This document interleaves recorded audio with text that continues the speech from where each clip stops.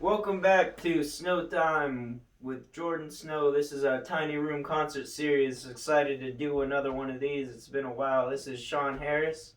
Hey, how's it going? Nice to have you over here. Yes, sir. Thank you. Everybody's been scared to come over because of the coronavirus, but happy to have somebody coming over. I've been seeing you do a lot of work, going helping out people, doing stagehand work, and going taking selfies with people, promoting the local music scene. And I know you got some stuff coming up with your band 515. Yes, sir.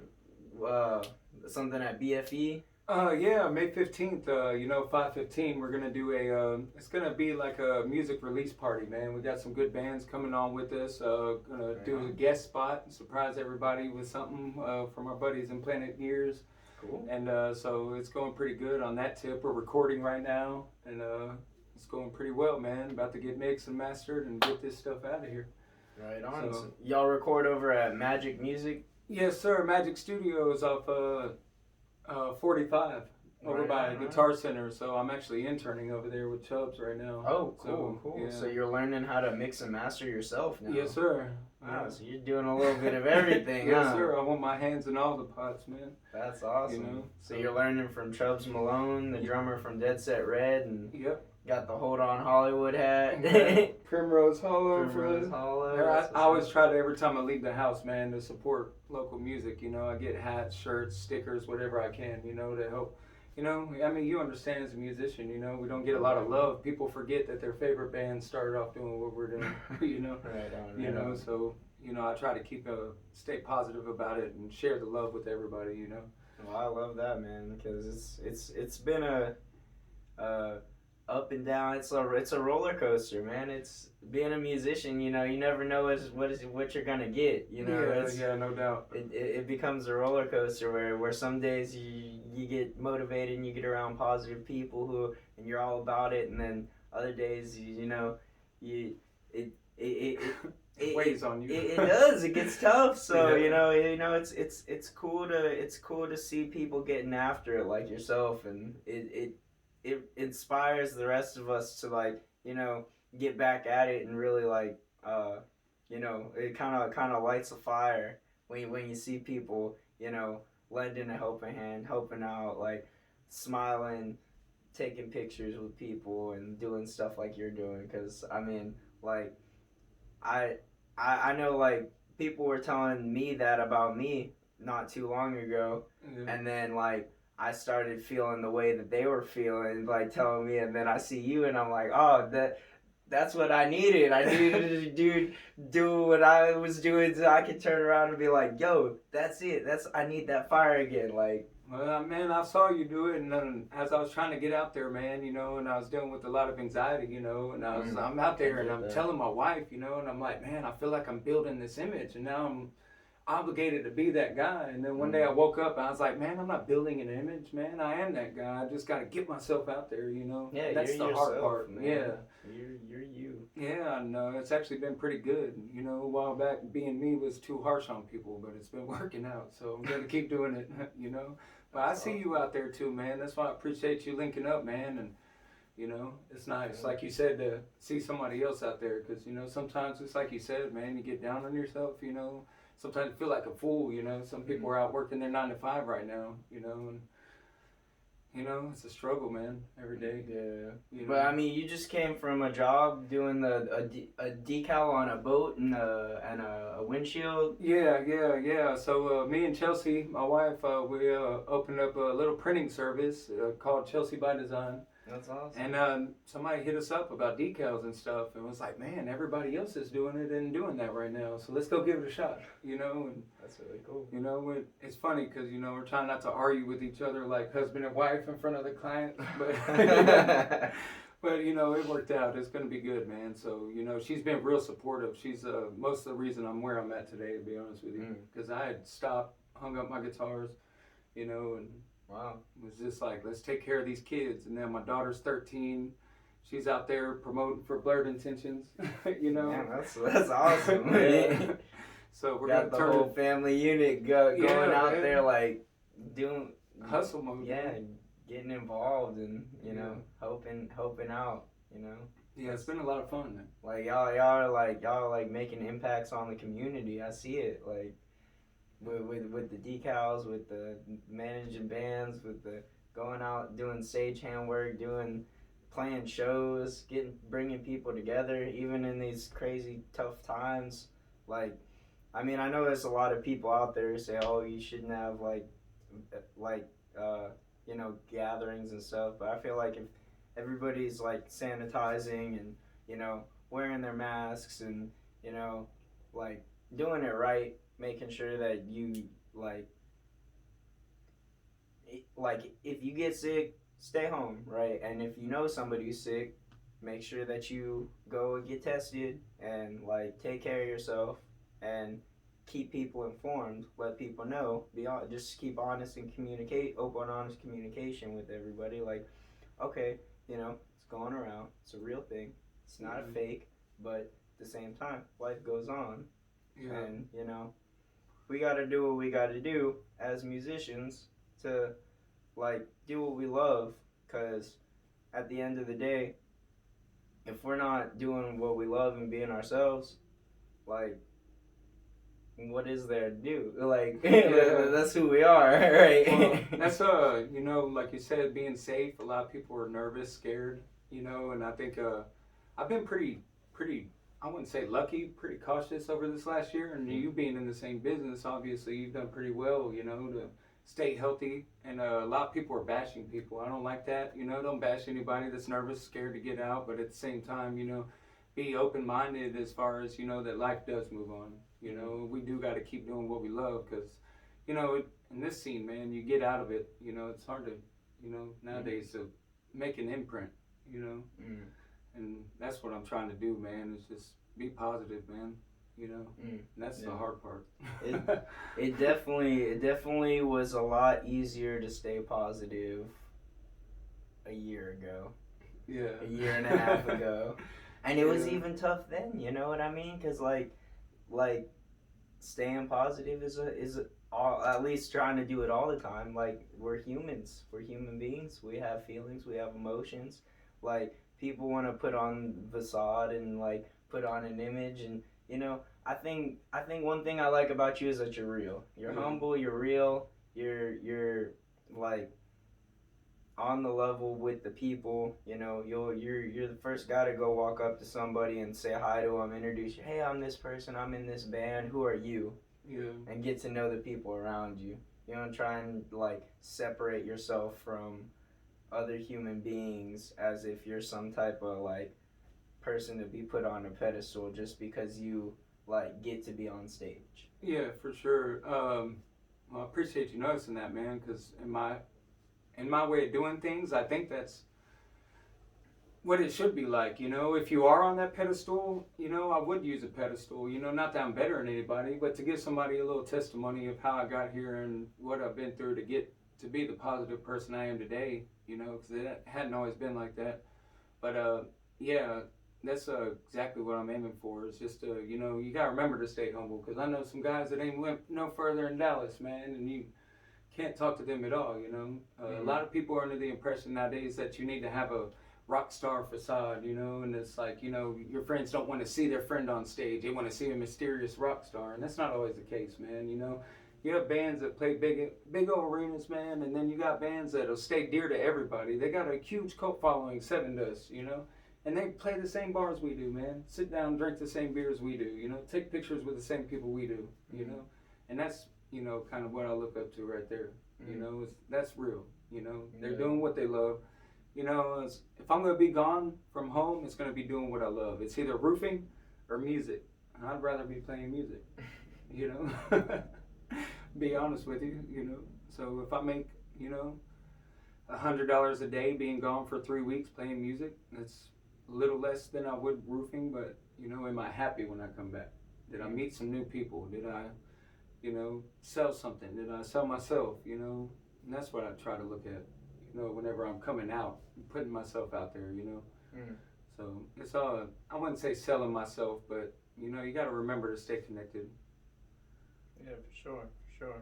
So you did roofing for a while? I've been roofing off and on 16 years. Wow. Yeah. That's a long time. That's a lot of experience. Well, I started off in 2005 when Hurricane Katrina hit us in Jackson, Mississippi. And I was playing drums on the weekend and putting roofs on, laboring during the week. So yeah, it sucks, man. Really? Roofing sucks. It pays, but it sucks, man. And I'd rather do this, and me and Chelsea build each other up. And I'd rather do this, but I'll do what I have to. Don't get me wrong. If I wasn't roofing, I wouldn't be able to afford half the things I do. Yeah. So I got to keep that in mind. Yeah. I mean, what I've noticed, I definitely feel like most people in music, especially like local music, like they have some other form of income that supplements it. And like they do music as their passion. But then I feel like most of the people in this thing have something to where, like you say, you like they're selling themselves in some type of way to where they can make money. Like I think where it like turns over is like the people who are like doing it really on a high level, like like Dr. Dre's got the beats, right? Or like people like that. Those are the people that I look up to, and I kind of want to, like, I feel like I need to spend some time researching to where I can really talk about that more. But like, people like P. Diddy or like, and I'm more of a rock guy myself, but I feel like we need to find some way to like implement those types of business acumen into rock, to where we can capitalize rather than, because I feel like, I don't know, from what I notice, it seems like if anybody tries to try anything new, it's like there's like skepticism or people trying to like, oh no, you can't do that, like, and then people trying to sabotage stuff because they're like, oh, you're gonna mess up the regular thing that's been going on for so long. But at the same time, it's like, well, do we want to keep it where it's at as like, and it's almost like rock is like kind of diminishing compared to like the more up and coming, like for a while now it's been like there's more genres, and as time goes on, like that's throughout history, like there's been genres that have come and gone and still exist but aren't like as prevalent. I think on that too. How do we do that? Yeah. I mean, as technology advances, I mean, you gotta think the whole audio engineering is a lot different. You don't need to record live drums. You can do it from a keyboard. That's true. I mean, everything's becoming synthetic. I wouldn't say rock and roll's dying, but people, creatures of habit, man. It's human nature. You're scared of change. I don't know if that's gonna work. I know if this works, and that's what I feel is gonna kill rock and roll. Is people too scared. It's like I saw a post not too long ago, and I kind of, I wouldn't say bashed, but was like, rock and roll is dying, and it's these newer generations. But at the same time, I was in a thrash band, and we tore up the bar, and partied. I even got banned from a bar that I jumped the bar at Acadia one time. We packed the house one night, jumped the bar, grabbed a bottle of bourbon, was partying, ran out the door with it, But, I saw growing up, I'm watching the Pantera box set DVDs are sitting out, they're destroying hotel rooms, busting guitars and all that. You try that nowadays, and venues, promoters, they don't want to mess with you. They want to clean, professional. You got to find that fine line. You got to keep your people entertained, but you got to stay professional. It is a business. I mean, it is a business. 515, we try to run everything like a business, and we got a good team. I'll say that. It's been really a learning experience, because you learn something from anybody, and that goes for guitar players, roofers. Somebody's done something different than you have, and you just got to be willing to accept that. Whether they've been doing it for 6 months or 6 years, they might hold a G chord differently that makes it easier to, slide over to a D major 7, whatever, and you'd be like, wow, that's easier, but the question is, in the beginning, are you willing to take that time to accept that, you know? And that comes along with change, you know? We'll save rock and roll, you know? Right. And this is what we're doing right here. Everything we're doing, everything you do, you know, that's what's going to save rock and roll. But there was a time whenever P. Diddy and Dr. Dre was on the stage, you know, with bass, drums, and everything, you know, and I still know rappers that want that, you know. So musicians, if you put yourself out there, you know, we could keep it going. In my opinion, you know, just. No, actually, that like the reason I came to those thoughts of what I was saying before is because like I see you like I don't know, it like inspires me because you don't seem afraid to go out and do what you need to do, you know. Honestly, and I think that's cool. You are. Yeah. A lot of times, you know, I question myself. You know, I'm like, man, you know, I'm wore out. I'm exhausted. Man, I need work slow right now. You know, whatever. Am I making a fool of myself? Am I not? You know, and really, what it comes down to is not looking like you're afraid. Yeah. Being confident. Confidence is key. You seem confident, and I think that's awesome, man. I appreciate it, brother. And what you were just saying just reminded me of the reason I started doing these videos in the first place, and it was to learn. It wasn't to like try and make myself look cool or look good or whatever, you know. Yeah. Like I started going back and watching some of them at one point, and I was like, man, I feel like when I talk, a lot of times it was me repeating the same things about myself, almost like I was trying to like, you know, sell certain things about myself. Yeah. And I'm like, why do I do that? But then I'm like, you just reminded me the whole reason I was doing this in the first place was to learn. It was literally to interview and ask people questions because I genuinely wanted to know the answer. And I genuinely wanted to learn and be able to go back and watch it and be like, oh, that's how that works. Or like, you know, like actually make those like light bulb moments and like learn how this stuff works and like how to better myself and share that so that maybe somebody else can learn from that as well. You know what I mean? That's what it's all about, bro. Like and that's what's gonna keep it alive, right there. That's the whole. that's the whole point. And like, I just appreciate you for coming and doing this because like, it makes me feel good.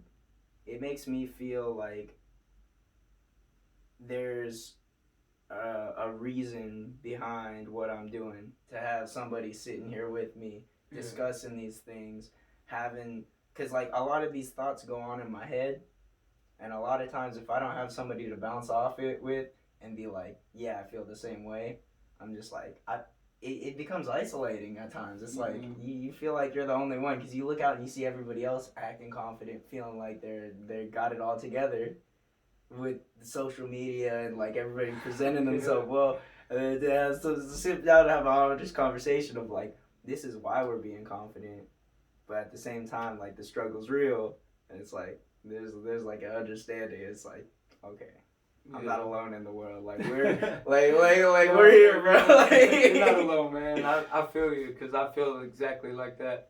You know, on the way here, I was like, man, I don't have anything to talk about. I'm like the least interested person in the band, you know? Like, what the hell?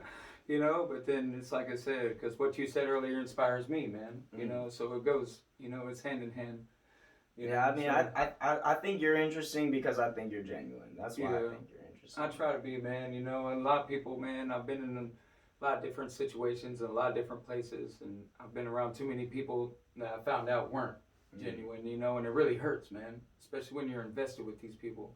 Yeah. You know, and I don't want to be that guy, you know, be honest, be open, you know, be open-minded, you know, be willing to accept things that you can't change, but be willing to try to change the things you can, you know, that's what I try to do every day, you know, and all of it starts right here with yourself, you know, and that's what 515's helped me out, you know, Randy, Spiral are some of the most positive people I've ever met, you know, yeah, and they brought me in the middle of a bunch of shows, a little mini tour. I'm nervous, man. They come over, turn down my bass in the middle of the set. I'm freaking out on stage. They're like, man, you're forgetting to have fun, man. And I was like, Wow. is that all it is? I'm forgetting to enjoy myself, you know? Wow. You know? Like you're so caught up in trying to be perfect, like I don't want to mess up. Yeah, exactly. You know? And they're like, dude, let loose a little bit. Yeah. Like, have fun. Like the whole point is to have. That's awesome, man. I was at a.